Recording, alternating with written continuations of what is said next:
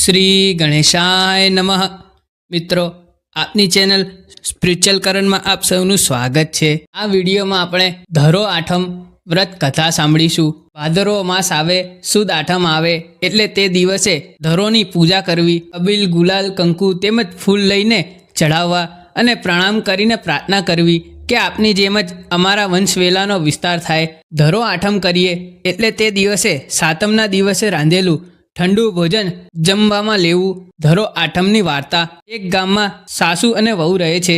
ડોશીની દીકરી ગામમાં નાની એવી હાટડી ખોલીને ગામમાં વેપાર કરે છે, પણ વ્યાપાર જોઈએ તેટલો ચાલતો નથી.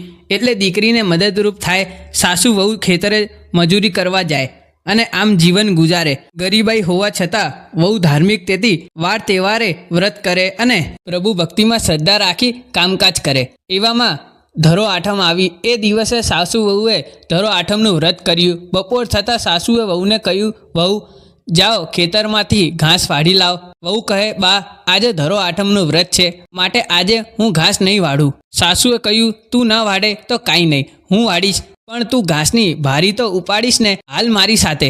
સાસુ વહુ તો ખેતરે ગયા. ખેતરે જઈને સાસુ બોલ્યા, એમ કર વહુ, તું ધરો છોડીને એકલું ઘાસ વાઢ.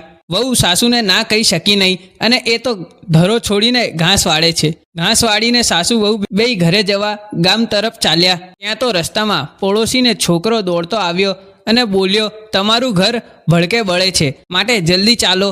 વહુને તો ફાળ પડી, હાય માં, મારો દીકરો ઘરમાં ઘોડિયામાં સૂતો છે.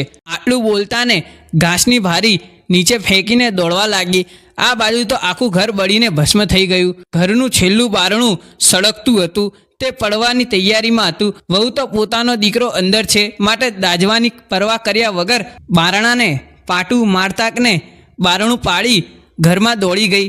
જોયું તો ઘરને બધું રાચળ ચીલું બળીને ખાક થઈ ગયું હતું. ત્યાં જ ઘોડિયા પર નજર પડી તો આજુબાજુ લીલોછમ ધરો કેળ સુધી ઉગી નીકળ્યો છે અને દીકરો હેમખેમ છે ને અંગૂઠો ધાવે છે. વહુને તો ઝડપથી પોતાના દીકરાને તેડી લીધો. એ ધરો માને પ્રણામ કરી બહાર નીકળી ગઈ. દીકરો બચી ગયો. સાસુએ વહુનું કહેવું માન્યું નહીં અને બધું ઘાસ વાળ્યું અને સાથે ધરો પણ પાડ્યો. તેથી તેનું સર્વસ્વ બળી ગયું. જ્યારે વહુએ તો ધરો છોડીને બાકીનું ઘાસ વાળ્યું તો તેનો દીકરો હેમખેમ બચી ગયો. આમ વહુને જેમ ધરો આઠમ ફળ્યા તેમાં વ્રત કરનાર સોને ફળજો. ધરો માની જય.